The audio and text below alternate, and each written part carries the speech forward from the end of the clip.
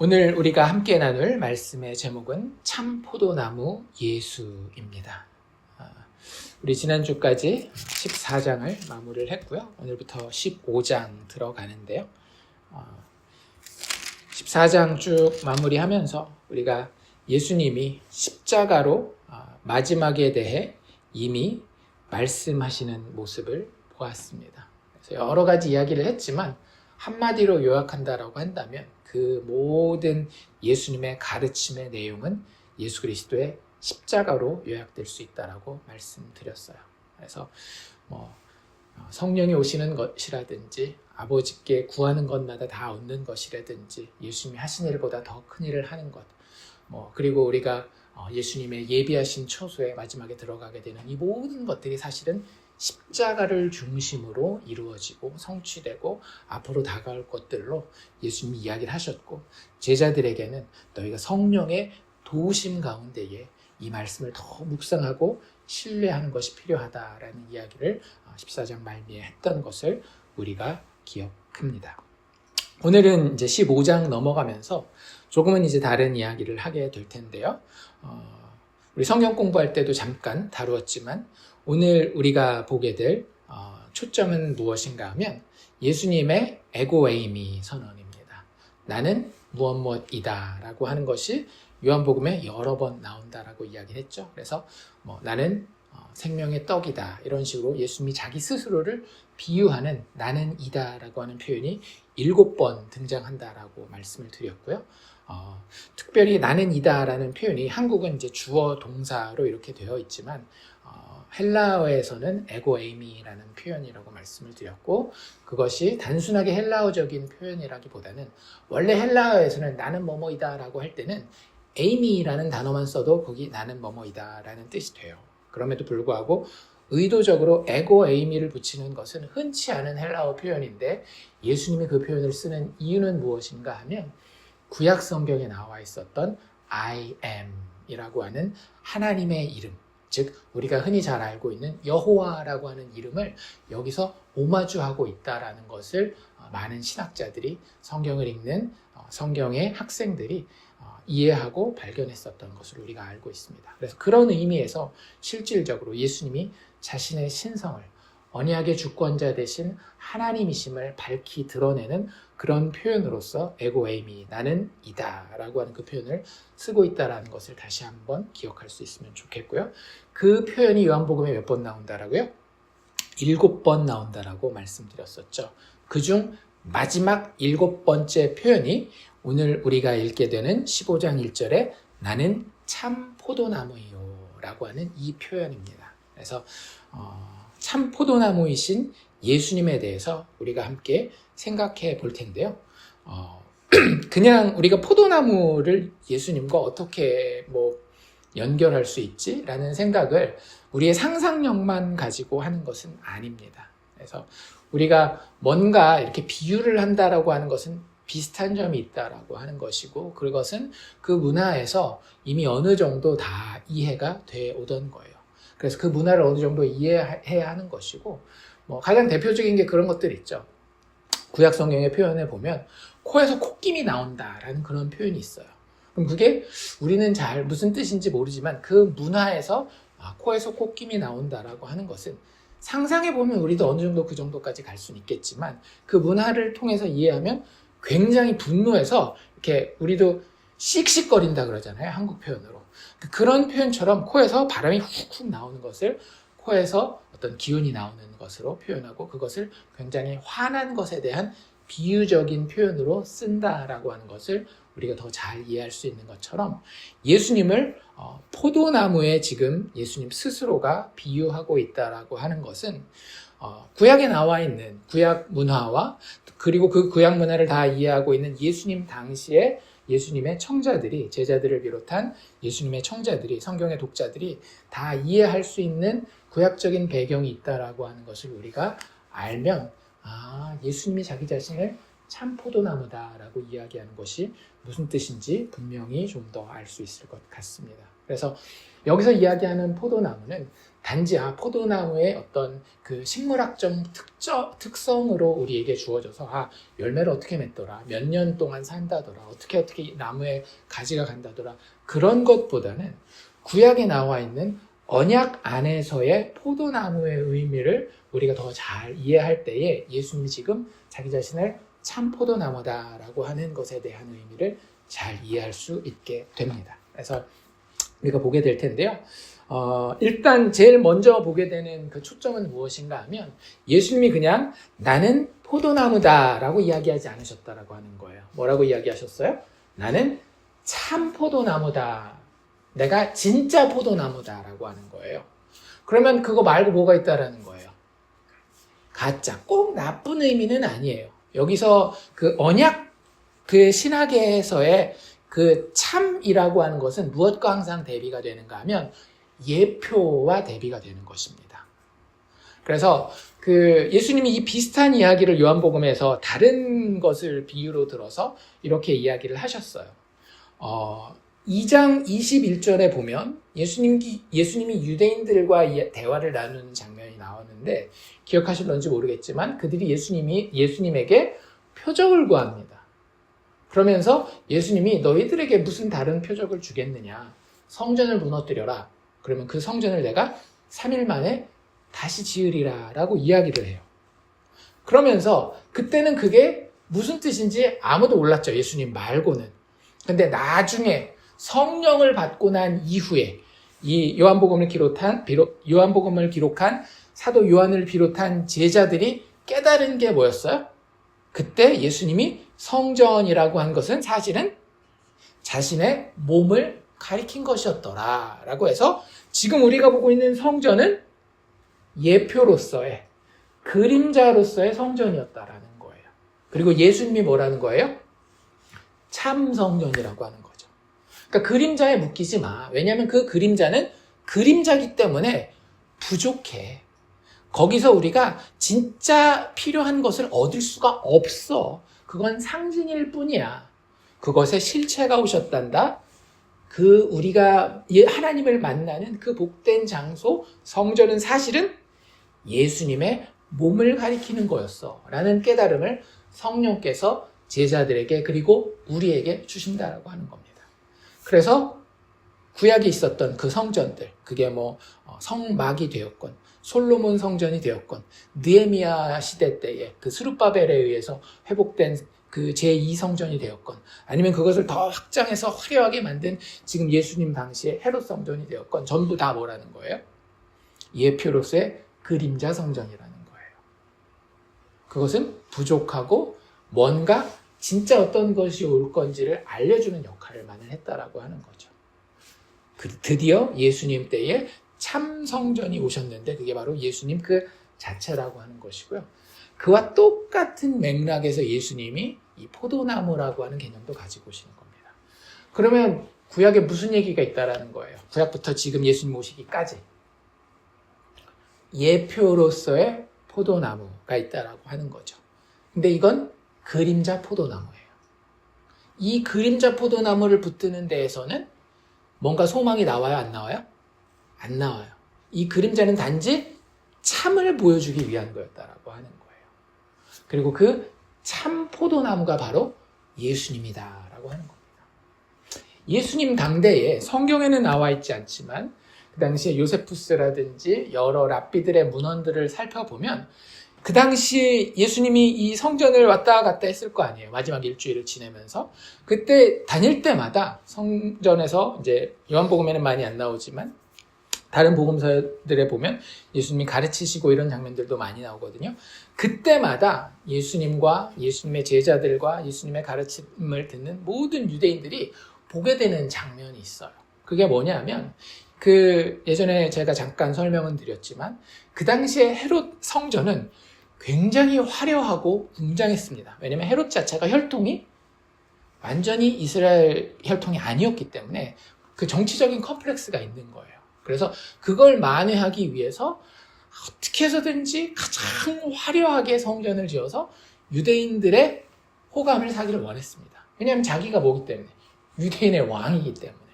그래서 그 당시의 성전이 너무나 화려했는데, 그 중에서도 그 뜰이 굉장히 넓게, 솔로몬 성전보다도 훨씬 더 화려하게 잘 그 뜰을 마련해 놓고요. 뜰 안에 이제 성소에 들어가는 성소의 문이 있는데, 그 문이 그 기록에 따른다라고 한다면 한 1, 20m 되는 정도로 굉장히 높았어요. 그리고 양옆에 우리 성전의 그 양식을 기억하실런지 모르겠는데, 양쪽에 두 기둥이 있죠. 보아스와 야긴이라고 하는 두 기둥이 있는데, 그 기둥이 아주 화려하게 잘 올라가 있고, 그 위에 황금박으로 이렇게 쫙 이렇게 잘 장식을 해놨대요. 그런데 거기 뭐가 있는가 하면 포도나무가 이렇게 쫙 늘어져 있었습니다. 그리고 그 포도나무에 자원하는 사람은 전부 다 자신이 원하는 예물을 가지고 와서 바칠 수가 있었어요. 실제 포도나무 잎사귀 싱싱한 것들 있잖아요. 그런 것들을 가지고 오면 거기다가 이 황금 포도나무였거든요. 너무나 그 장식이 아름답고 그 세밀하게 잘 돼 있어서 보는 사람들마다 감격하고 감탄하고 놀라는 그런, 거기에 그 실제 포도 잎사귀들을 정성 들여서 가지고 오면 잘 걸고, 또 포도나무 그 열매 있잖아요. 포도 송이들을 가지고 와서 또 하고, 또 부자들은 어떻게 했는가 하면 실제 황금을 들고 와서 그 황금을 이렇게 걸어 놓을 수 있는 그런 헌물을 받는 그 연보함 역할까지도 같이 감당을 했습니다. 그래서 성전 입구에 있는 이 포도나무를 통해서 이스라엘 사람들은 이스라엘이라는 포도나무가 하나님 앞에 이렇게 아름다운 모습으로 서게 될 날을 기다리고, 그것을 위해서 본인들이 할 수 있는 모든 정성과 헌신으로 포도나무의 열매를 장식하고 있었던 거예요. 그리고 그 모든 것을 자신들이라고 생각했어요. 구약 성경에서 포도나무는 하나님과 언약 관계에 있는 하나님이 친히 심으신 백성으로서의 이스라엘을 상징하고 있었습니다. 그래서 그 모습을 이스라엘 백성들 스스로가 성전 입구 들어가는 문에 그렇게 장식으로 표현해 놓았던 거예요. 하나님의 자녀, 하나님의 택하신 아주 귀한 존재로서의 이스라엘을 구약 성경에서 우리는 종종 발견합니다. 가장 그 대표적인 예는 시편 80편이거든요. 우리 거기 잠깐 볼 텐데, 어쨌든 하나님이 시편만 나오는 게 아니라 이사야에도 나오고 예레미야에도 나오고 에스겔에도 나오고 호세아에도 나오고 등등등 정말 많은 곳에서 이렇게 나오는데, 하나님이 포도나무를 심으시고 이 포도나무가 정말 참 포도나무로서 좋은 열매를 맺는 그런 나무가 되기를 기대하시고 가꾸시는 그런 모습들이 이 제가 말씀드린 여러 그 성경 본문들에 나와 있어요. 그런데 안타깝게도 결론을 미리 말씀드린다라고 한다면 그 결과가 썩 좋지 못해요. 몇 본문들을 빼놓고는 그 결과가 썩 좋지 못합니다. 그래서 그걸 우리가 살펴볼 텐데요. 시편 80편으로 넘어가시면 80편부터 16절까지 80편 8절부터 16절까지 그 포도나무에 대한, 하나님이 심으시는 포도나무에 대한 이야기가 되게 분명하게 나와 있습니다. 이게 그냥 돌려서 하는 얘기가 아니라 정확하게 이건 포도나무는 이스라엘을 이야기하는 거구나 라고 하는 걸 금방 알 수 있는 표현들이 나와 있는데요. 시편 80편 8절 보면 이렇게 돼 있어요. 주께서 하나님을 얘기하는 거죠. 한 포도나무가 나옵니다. 근데 뭐라 그래요? 애굽에서 가져다가 열방을 쫓아내시고 이를 심으셨나이다. 포도나무를 그냥 심는 게 아니라 가지고 온 장소가 있다라고 하는 거예요. 그렇죠? 그리고 심는 거기에도 원래 있던 민족들을 쫓아내고 거기에다가 심으셨다라고 하는 겁니다. 이거 무슨 얘기하는 거예요? 출애굽과 가나안 정착 이야기 하는 거죠. 구약 성경에 이 이야기를 담고 있는 백성은 딱 하나밖에 없어요. 이스라엘 백성밖에 없는 겁니다. 그래서 이스라엘을 정확하게 포도나무로 이해하고 시편 기자가 이 시를 쓰고 있는 거예요. 주께서 한 포도나무를 애굽에서 가져다가 열방을 쫓아내시고 이를 심으셨나이다. 주께서 그 앞서 준비하셨으며 그 뿌리가 깊이 박혀서 땅에 편만하며. 지금 주님, 즉 하나님이 무슨 역할을 하고 계시는 거예요? 그 포도원 농부 역할을 하고 계시는 거죠. 우리가 15장 요한복음 15장 1절에서 뭐라고 돼 있었어요? 나는 참 포도나무요 내 아버지는 농부라 라고 하는 것이 사실은 딱 이 이야기를 하고 있는 겁니다. 10편 80편 이야기를. 그래서 아버지께서 그렇게 정성을 들여서 앞서 준비하시고 뿌리가 깊이 박혀 땅에 편만하기까지 잘 키우시는 거예요. 10절 보면 그 그늘이 산들을 가리우고 그 가지는 하나님의 백향목 같으며 아주 아름답고 장성하게 커가는 모습입니다. 11절 그 가지가 바닥까지 뻗고 넝쿨이 강까지 미쳤거늘. 여기 약간 분위기가 이상하죠. 끝날 때 미치긴 했는데 뭐 이런 얘기예요. 포도나무가 정말 건강하게 장성하게 아름답게 쫙 커가는데, 그런데 그걸 관찰하는 이 시편 기자가, 영적인 눈으로 관찰하는 시편 기자가 12절에서 이렇게 이야기를 합니다. 주께서 어찌하여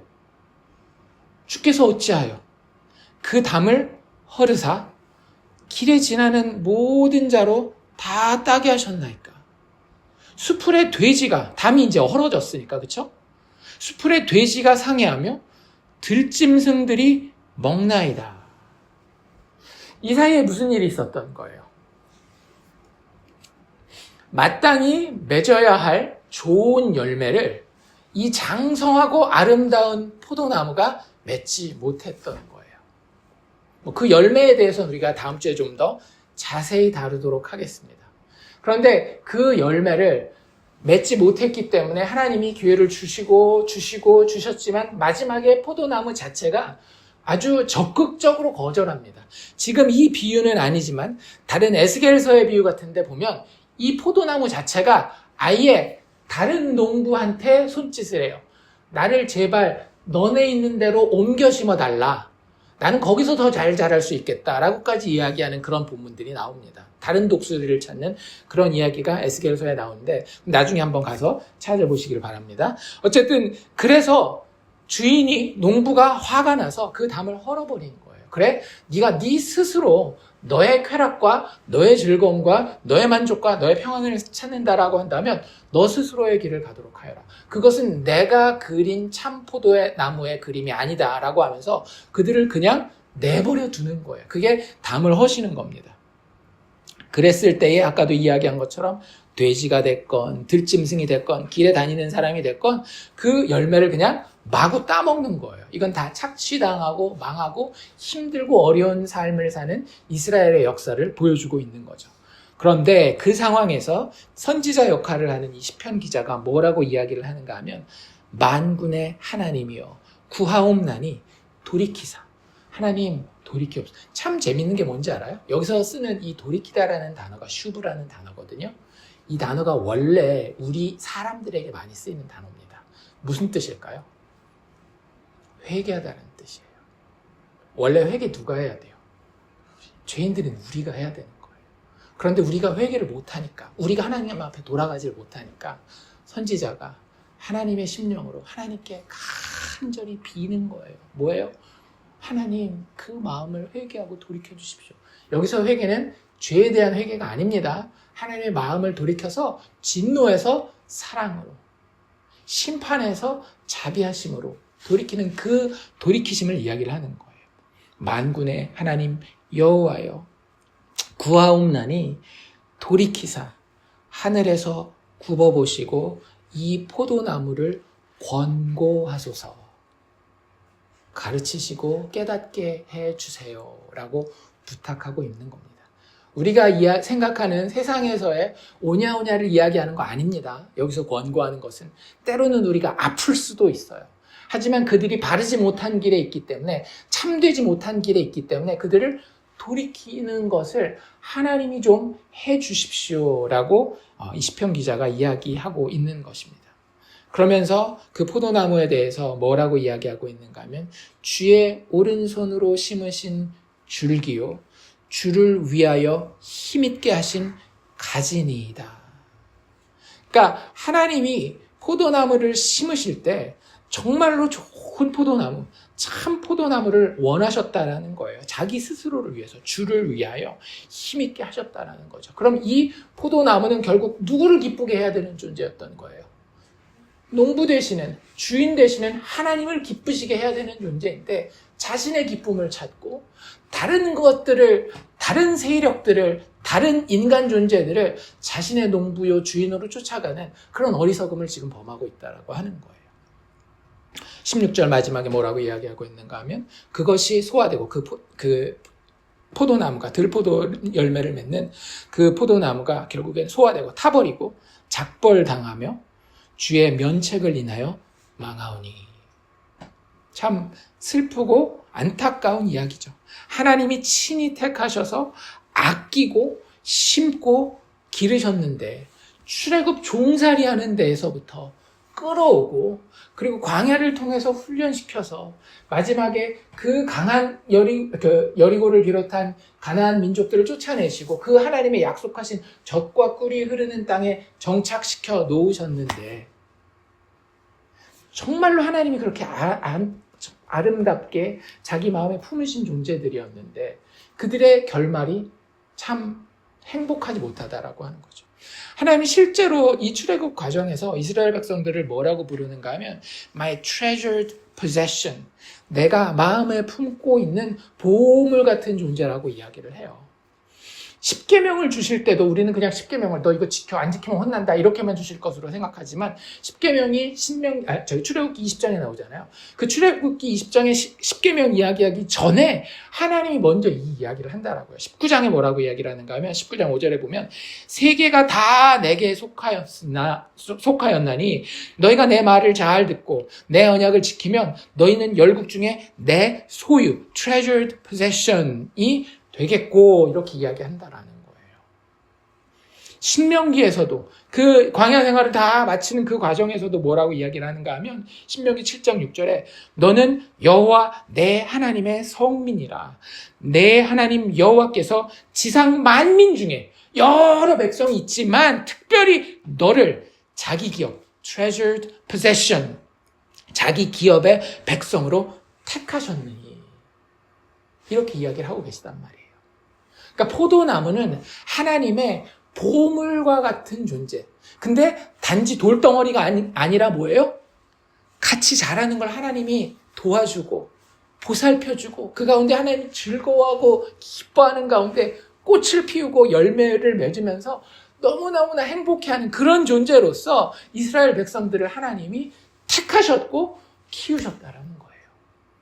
그들에게 기대한 것은 뭐 별게 아니라 그냥 그 하나님의 키워주심을 알고 같이 기뻐하고 주인이 농부가 사랑해주고 정성을 더해주는 만큼 그 주인의 그 정성과 사랑을 알아서 그 주인이 기뻐하실 만한 열매를 주인에게 맺어드리는 그거 하나였던 겁니다. 근데 안타깝게도 어떻게 됐더라고요? 좋은 열매를 맺기를 바래서 잘 자라가다가 나중에 어떻게 돼요? 자기네가 강해지고 자기네가 부해지고 자신의 삶이 편해지니까 주인과 농부가 아닌 다른 것들을 창녀들처럼 쫓아가 나쁜 열매를 맺었다라고 하는 거예요. 사실 하나님 거기서도 포기하진 않으셨습니다. 호세아서를 통해서 보여주고 계시죠. 그 정말로 창녀와 같이 다른 남자에게 가 있는 그 고멜을 호세아가 데려오는 모습을 통해서 내가 너에게 따끔하게 아픈 것을 주긴 하겠지만 너를 권고하여서 다시 꼭 나에게 돌아오게 만들겠다라고 하는 것이 하나님의 의지였다라고 하는 겁니다. 어쨌든 그럼에도 불구하고 그 호세아 이후에도 이스라엘 백성들은 어때요? 계속해서 하나님의 데리고 오심을 거절하고 다른 신랑들에게 가잖아요. 다른 주인들에게 간단 말이에요. 결국은 그래서 구약의 결말은 어떻게 끝나요? 하나님의 책벌과 심판 중에 있는 이스라엘 백성, 즉 하나님의 포도나무 이스라엘의 모습으로 끝난다라고 하는 겁니다. 구약이 우리에게 알려주고자 하는 모습은 무엇인가 하면요, 하나님 참 포도나무를 원하셨다. 그런데 결론적으로 구약의 포도나무인 이스라엘은 그 포도나무의 역할을 감당하지 못하였고 희망이 없는 채로 끝나버리고 말았다라고 하는 거예요.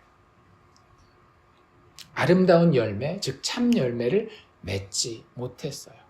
하나님을 사랑하고 하나님을 신뢰하고 하나님의 영광을 즐거워하고 그 안에서 만족해야 하는데 자신들의 이익을 찾으며 자신들의 세력을 의지하고 자신들의 권력을 의지하고 자신이 사용할 수 있는 도구들에 자신의 모든 것을 올인하는 그런 모습을 보임으로써 나쁜 열매만 맺게 되는 겁니다.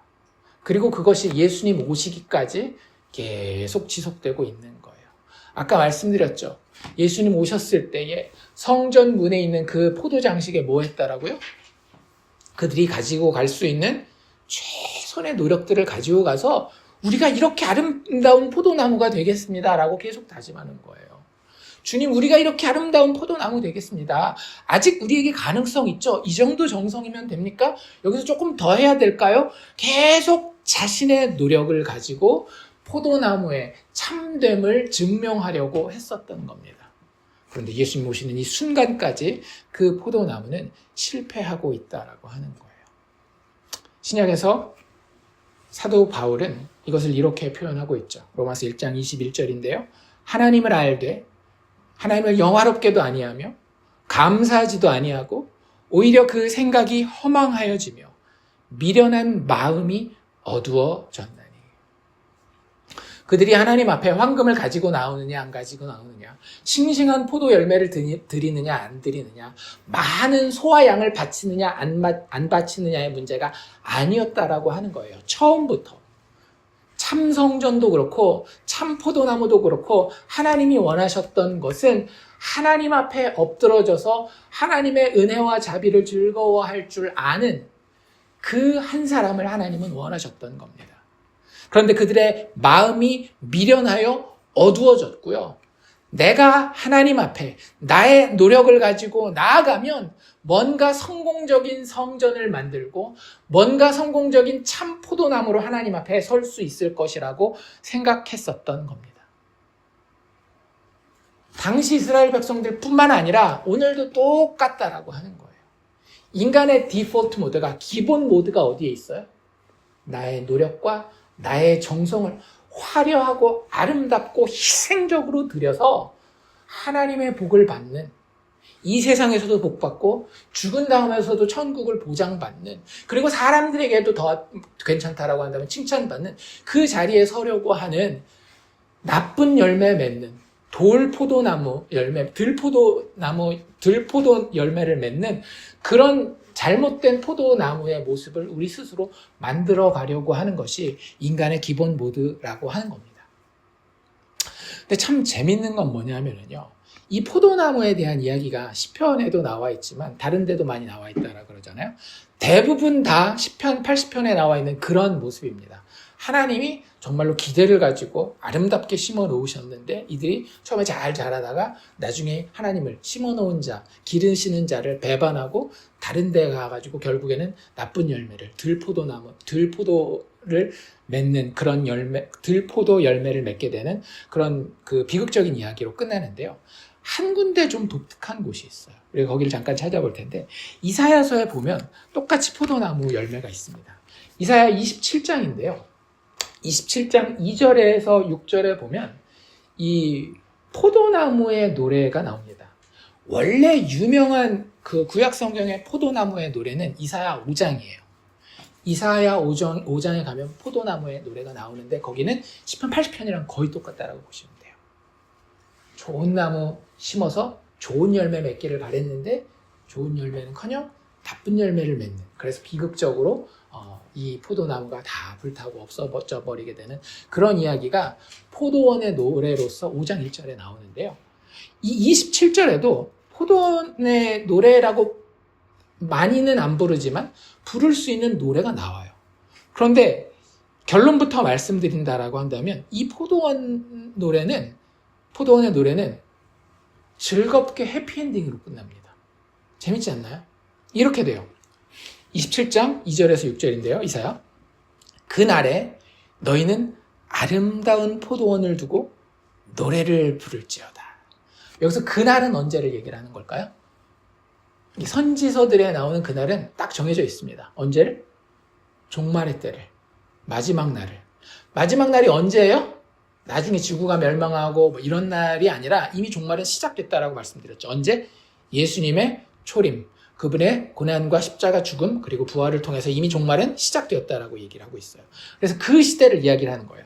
그 날에는 너희는 아름다운 포도원을 두고 노래를 부를지어다 라고 하면서 그 노래를 소개하고 있어요. 나 여호와는 포도원 지기가 되며 때때로 물을 주며 밤낮으로 간수하여 아무든지 상해하지 못하게 하리니. 하나님 뭐하고 계시는 거예요? 딱 지키고 계시는 거죠. 노래를 부르니까 마음이 좋은 거예요, 안 좋은 거예요?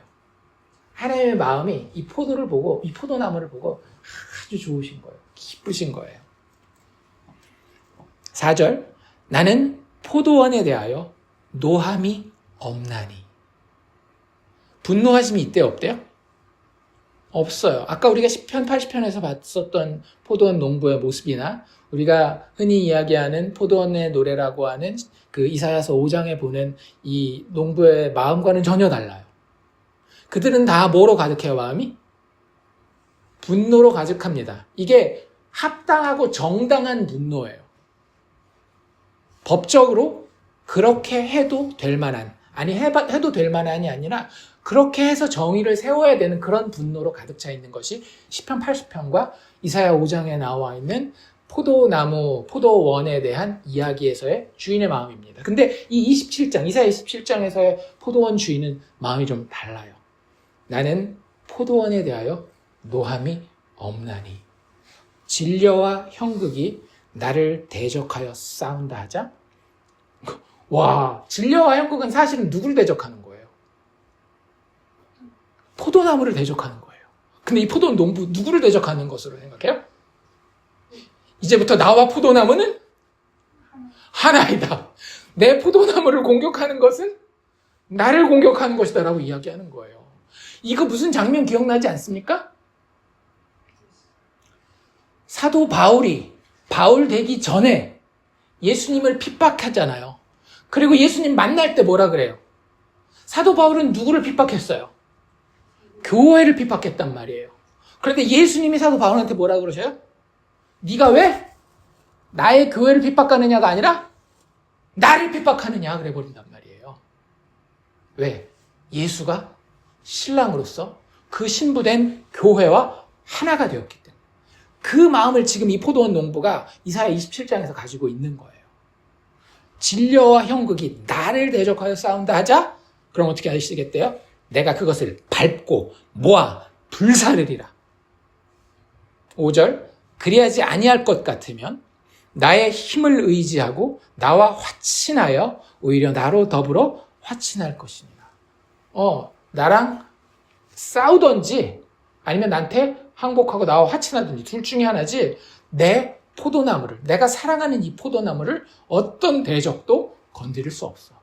나의 포도나무에 대한 대적은 나에 대한 대적이야 라고 하나님이 농부로서 선언하고 있는 겁니다.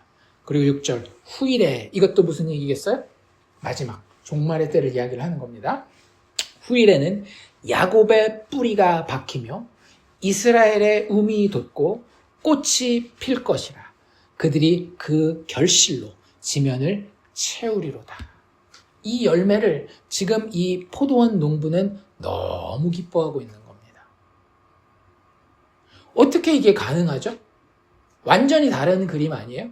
다른 그 포도원, 구약에 나와 있는 포도나무, 포도원의 이야기는 정말로 이 반대되는 이야기잖아요. 좋은 열매 맺기를 바라서 잘 심고 잘 키우고 했어도 그들이 포도원 농부를, 포도원 지기를 배반하고 떠나서 정당하게 진노함의 대상이 될 수밖에 없는, 심판받을 수밖에 없는 그런 상황의 그림들인데, 그래서 구약 전체가 사실 그렇게 끝나잖아요. 예수님 오시기까지 사실 그들은 그 거짓된 포도나무의 모습을 붙들고 있잖아요. 우리가 열심히 성전을 잘 섬기면 성전 제사가 잘 회복되고 우리가 율법을 도덕적으로 잘 지켜내면 하나님이 우리를 참 포도나무로 인정해 줄 거야 해서 그 당시에도 그렇게 금이랑 다 갖다 바쳤다니까요. 근데 안 됐다라고요. 그 당시에도 그들은 이방인들인 로마 제국에 의해서 지배받고 하나님의 권고하심을 아주 심각하고 어렵고 힘든 모습으로 받고 있었단 말이에요. 왜 그런데 이사야 27장은 이렇게 이야기하느냐라고 하는 거죠. 도대체 무슨 일이 있을 거길래 종말과 이 심판받는 포도원 사이에 도대체 무슨 일이 있기에 이런 전혀 다른 그림에 대한 예언을 담대하게 선지자 이사야는 이야기하고 있느냐라고 하는 거죠. 이런 그림을 그리냐고 하는 거죠. 정답을 말씀드리면 이 두 포도원 이야기의 사이에는 또 다른 이야기가 하나 끼어 있습니다. 그건 뭘까요? 유다의 지파에서 약속된 하나님의 평화의 사자의 이야기입니다. 그 이야기 때문에 이 포도나무의 아름다운 노래, 이사야 27장에 나와 있는 그 노래가 가능한 거예요. 조금 더 우리가 알아듣기 쉬운 말로 이야기한다면 유다 지파에서 오실 메시아의 십자가의 죽음의 이야기가 이 비극적인 포도원의 이야기를 이렇게 행복하고 아름다운 포도원의 이야기로 바꾸어 놓을 수 있었다라고 하는 겁니다. 정말 그런가요? 그래요. 우리 한번 또 다른 데로 넘어가 볼까요? 어떻게 이런 일이 가능한지. 창세기 49장입니다. 창세기 49장 8절로 12절인데요. 창세기 49장은 이제 창세기가 50장까지 있잖아요. 창세기가 끝나면서 야곱이 자기 12아들들에게 마지막으로 기도를 해주는 장면이에요. 물론 축복 기도인데 어떤 아들들은 좀 이 축복 기도 맞아 할 만한 그런 기도들도 있고요. 저희가 읽게 되는 49장 8절로 12절은 그 12아들 중에 누구에 대한 이야기인가 하면 유다에 대한 이야기입니다. 12지파잖아요. 12아들이 결국은 12지파가 되는 거니까. 유다 지파 하면 우리한테 뭐가 생각나요? 다윗, 그리고 더 나아가서 다윗의 혈통으로 오실 메시아 예수님에 대한 이야기거든요. 그 이야기가 여기 굉장히 분명하게 나와 있습니다. 어떻게 하나님이 그 포도원을 향하여 그 가짜 나쁜 포도나무를 향하여 진노하시는 태도에서 돌변하여 그 나무를 참 포도, 좋은 포도원으로 보고 즐거워하고 만족하고 모든 것을 바쳐 지키는 그런 모습으로 그림이 바뀔 수 있는지 여기 그 이유가 설명되어 있습니다. 일단 한번 쭉 읽고 그 다음에 하나씩 설명을 해드릴게요. 유다에 대한 야곱의 기도입니다. 유다야, 너는 내 형제의 찬송이 될지라. 내 손이 내 원수의 목을 잡을 것이요 내 아비의 아들들이 내 앞에 절하리로다. 유다는 사자 새끼로다. 내 아들아, 너는 움킨 것을 찢고 올라갔도다. 그의 엎드리고 웅크림이 수사자 같고 암사자 같으니 누가 그를 범할 수 있으랴. 홀이 유다를 떠나지 아니하며 치리자의 지팡이가 그 발 사이에서 떠나지 아니하시기를 실로가 오시기까지 하리니 미치리니 그에게 모든 백성이 복종하리로다. 그의 나귀를 포도나무에 매며 그 암나귀 새끼를 아름다운 포도나무에 맬 것이며 또 그 옷을 포도주에 빨며 그 복장을 포도의 피에 빨리로다. 그 눈은 포도주로 인하여 붉겠고 그 이는 우유로 인하여 희리로다. 어느 정도 이해는 되지만 되게 어려운 본문이에요.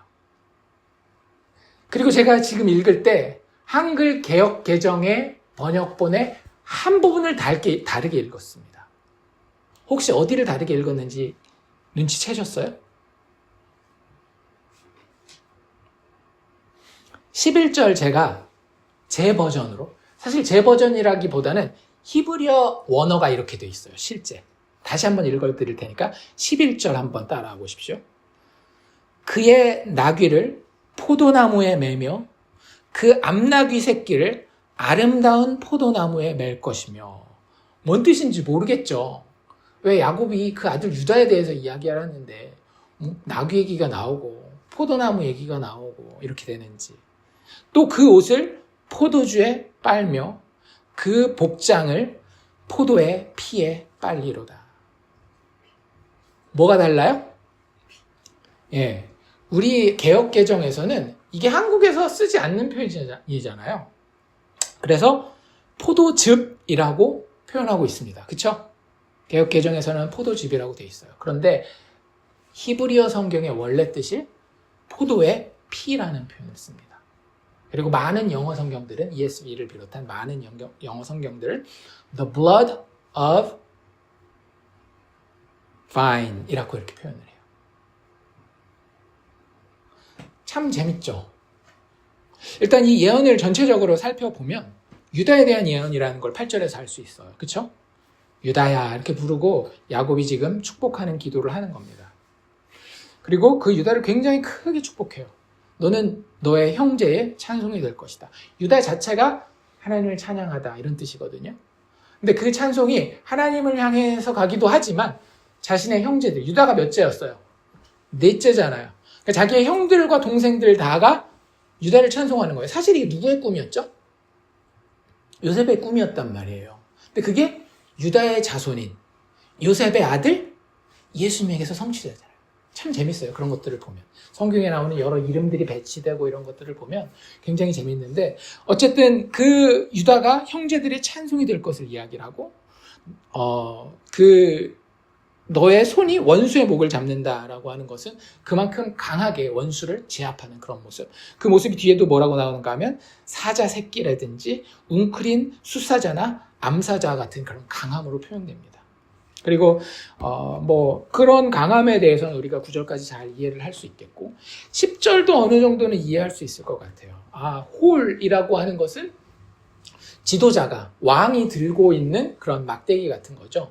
왕의 상징이란 말이에요. 다른 그 도구들로 표현한다라고 한다면 왕관 이렇게 표현해도 별 다를 바가 없는 그런 단어입니다. 그래서 이 홀이라고 하는 것을 그 유다에게 주면서 이 홀이 유다를 떠나지 아니하고 7위자의 지팡이도 마찬가지죠. 지도자 왕을 이야기를 하는 것인데 그 지팡이가 이 발 사이에서 떠나지 아니하시기를 언제까지 한다?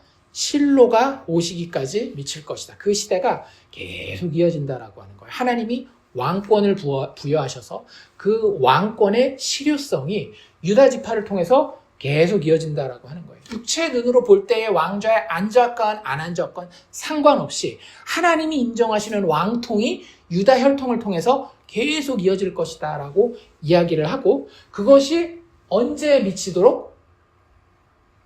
실로가 오시기까지 미치도록.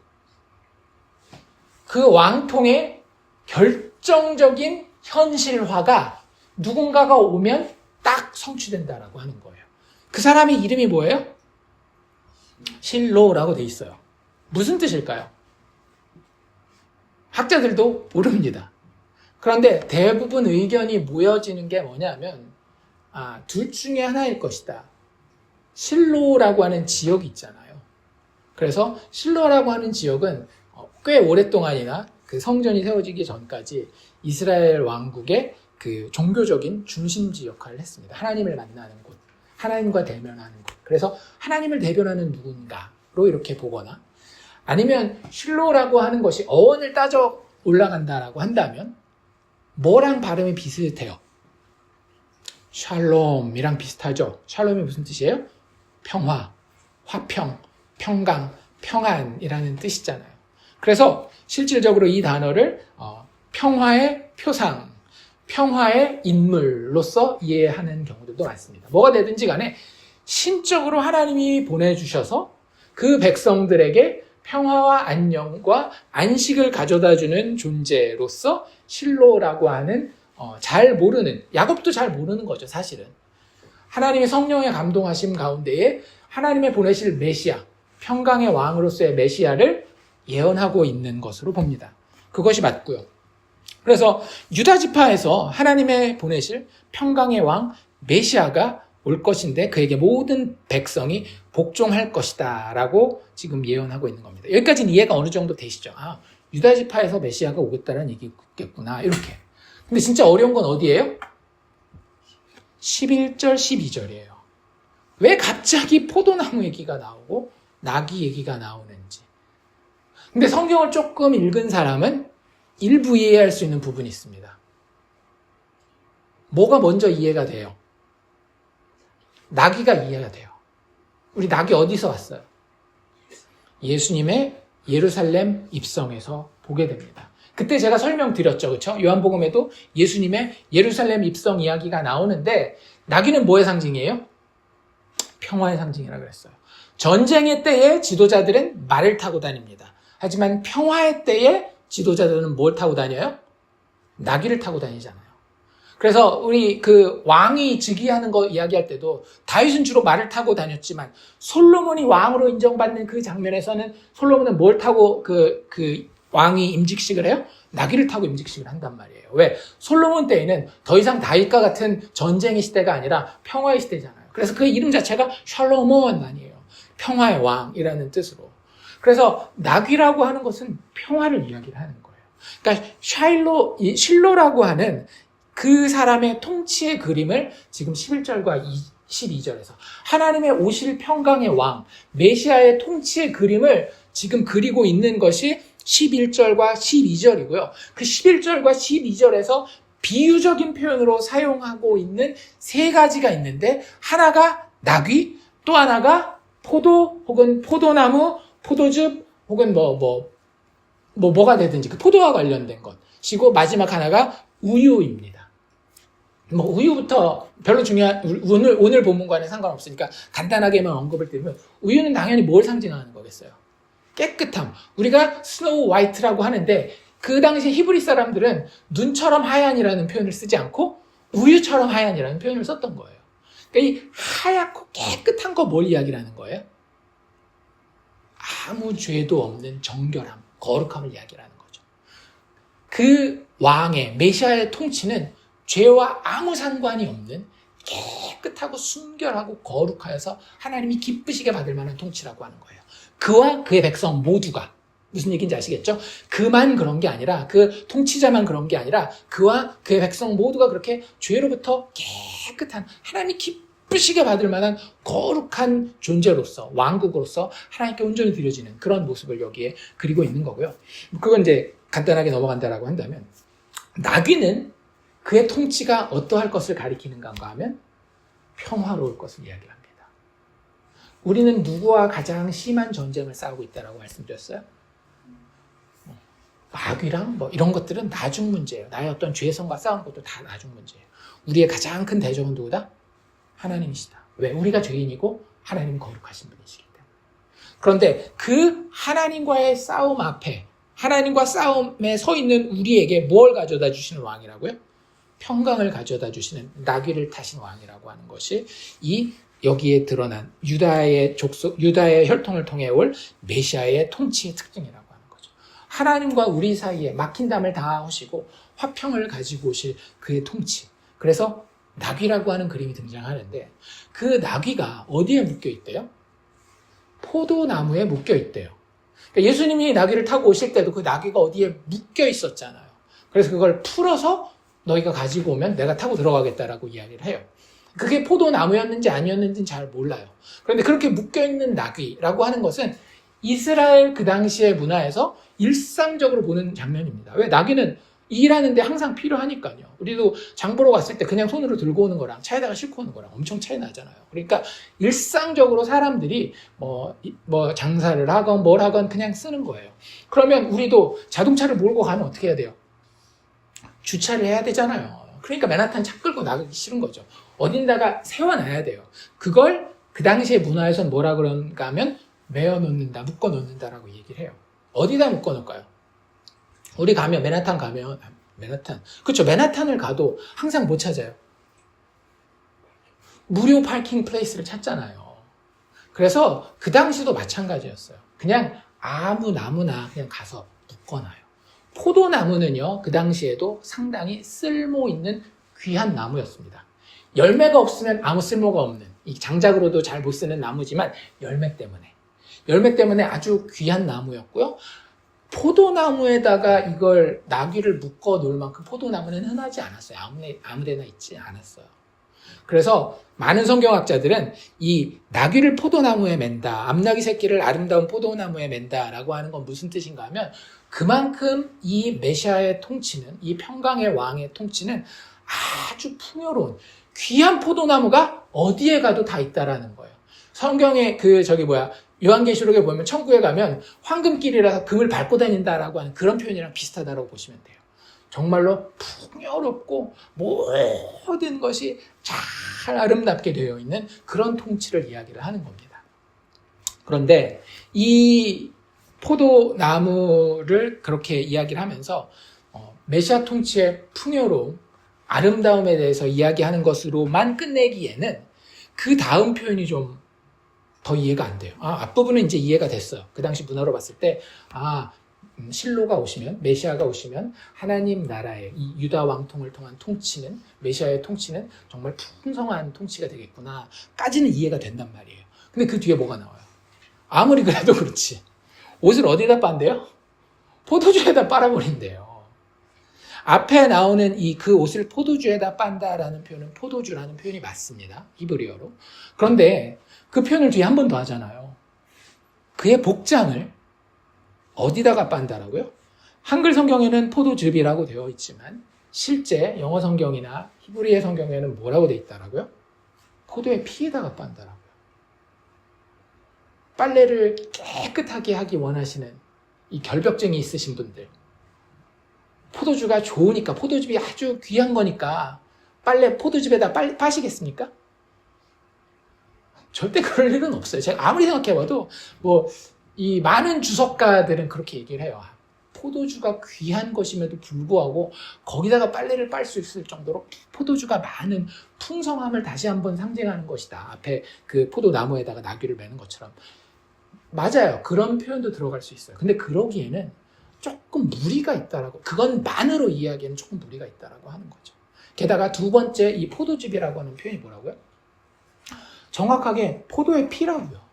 포도 열매의 피라는 표현을 여기 쓰고 있어요. 왜 그럴까요? 이걸 이해하려면 이사야 63장으로 넘어가야 돼요. 이사야 63장에는 종말의 때에 하나님의 메시아가 마지막 승리를 성취하기 위해서 등장하시는 장면이 나옵니다. 저 에돔에서부터. 에돔이라는 것 자체 뜻이 뭐예요? 붉다라는 뜻이잖아요. 기억나세요? 야곱과 에서에서 그 에서라는 이름이, 에돔이라는 이름이 붉은 이런 뜻이잖아요. 태어날 때부터 막 털도 많고 헤어리하고 약간 붉은, 그래서 나중에 붉은 팥죽도 이렇게 장자권 팔아가면서 먹고, 이 붉다라고 하는 의미를 사용할 때 에서라는 표현을 쓰거든요. 에돔에서부터 어떤 멋진 승리자가 최종 하나님의 그 구원을 이루기 위해서, 하나님 나라의 성취를 이루기 위해서 메시아의 표상으로 등장하는데요. 그가 옷을 입고 있어요. 근데 그 옷을 보니까 어떤 옷으로 표현되고 있는가 하면 포도즙 틀을 밟은 옷이래요. 근데 그 포도즙 틀은 하나님의 진노를 쏟아내기 위한 포도즙 틀이에요. 즉 최후 심판 때에 모든 죄와 악들을 심판하시는 그 하나님의 진노를 만족시키기 위해서 누군가 포도즙 틀에 들어가 그 포도즙 틀을 밟아 하나님의 진노를 만족시켜야 되는데, 그 역할을 하는 자가 마지막에 오실 메시아라고 하는 이야기를 하고 있는 거예요. 근데 그가 다른 사람을 시켜서 밟은 게 아니라 자기가 직접 밟았대요. 그리고 그 포도즙이 온통 튀어서, 거기도 나오는 표현이 포도의 피입니다. 그 피가 튀어서 어떻게 됐는가 하면 자기 옷을 다 물들였다라고 하는 거예요. 그럼 여기 표현이랑 좀 이해되지 않습니까? 그 옷을 포도주에 빤다라는 거. 하나님의 진노의 대가를 다 치른 피의 값을 이야기를 하는 거예요. 그 시대에는 모든 옷이 죄와 악의 대가를 피로 치른 증거를 가진 백성들로 이 왕국, 이 메시아가 다스리는 왕국에 가득할 거라는 이야기예요. 원래는 그 피의 대가를 누가 치러야 돼요? 죄 지은 자가 치러야죠. 그런데 이 메시아는 그러지 않았어요. 이 메시아는 자기가 직접 참 포도나무가 되어서 우리와 똑같은 자리에 임한 후에 아무 죄도 없지만 우리 대신 하나님의 포도즙 틀에 짓밟히는 육체를 가지고 이 땅에 와서 우리를 대신해 십자가에 죽으시며 자신의 모든 포도의 피를 쏟아내셨습니다. 그래서 지금 유다에 대한 이야기가 이렇게 설명되고 있는 거예요. 하나님의 피의 공의를 만족시켜서 하나님의 백성들에게 평화와 안식을 가져오게 되는 참 포도나무에 대한 이미지를 이 창세기 49장 유다에 대한 기도가 담고 있다라고 하는 겁니다. 포도나무에 매인 나귀, 포도의 피에 빠는 옷, 이 모든 것들은 하나님의 진노의 포도즙 틀을 밟고 하나님의 그 분노의 잔을 대신 마셔주신 평화의 통치자가 그 포도의 피를 통해서 죄인의 옷을 빨아주시는 참 포도주의 역할을 감당하고 있는 모습을 우리에게 보여주고 있는 것입니다. 그래서 예수님이 나는 참 포도나무다 라고 이야기하시는 거예요. 내 아버지는 농부이시며 5절에 더 나아가서 뭐라고 이야기를 해요? 그럼 내가 포도나무라면 너희는 무엇이다? 너희는 가지라. 그가 내 안에 내가 그 안에 거하면 사람이 열매를 많이 맺나니 너희도 참 포도나무가 될 거야 라고 예수님이 이야기하시는 거예요. 너희도 참 포도나무의 일부가 될 것이야 라고 예수님 말씀하고 계시는 거예요. 그리스도인은 그런 의미에서 참 포도나무인 예수께 붙은 가지입니다. 예수가 누구인지를 우리는 십자가를 통해서, 십자가의 그 보혈을 통해서 우리는 분명히 볼 수 있어야 되는 거예요. 그래야 내가 누구인지가 분명히 드러납니다. 나는 단지 참 포도나무인 예수께 붙은 가지입니다. 그럼 그게 어떻게 적용이 돼요? 그분을 떠나서는 아무것도 할 수 없습니다. 주님만 필요합니다. 그리고 내가 그 나무에 접붙임 받기 위해서 당신 그 피를 다 흘리셨군요. 아버지의 진노의 포도주 잔을 당신 다 마셔주셨군요. 그 감사 가운데에 우리는 주님과 신비로운 연합의 관계에 들어가게 되는 것입니다. 참 포도나무 예수를 통하여서가 아니고는 하나님 앞에 사랑받을 수 없는 존재가 될 수 없음을 우리 일상에서 늘 기억하고 묵상하여 그대로 살아가는 참 포도나무의 일부인 우리가 다 되기를 주의 이름으로 축원합니다.